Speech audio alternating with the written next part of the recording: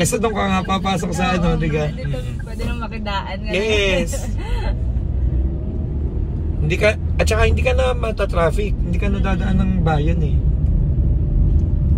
Kaya pinakita din namin sa'yo para at least.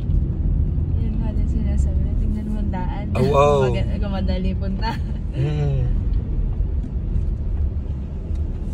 Mas madali actually pag galing dun sa Bulbok. Oo, parang ganun. So, hindi pa lang siya nakikita ni Waze kasi wala pa talaga. Yes. Pag may wait naman, hindi ka na pupunta ng Tipid.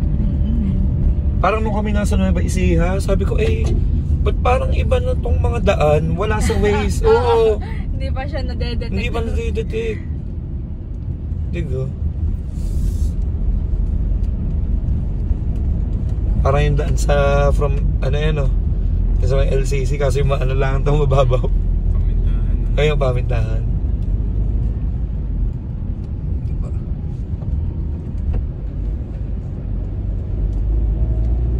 Yan na, tapos labas ka na, kayo Manggina.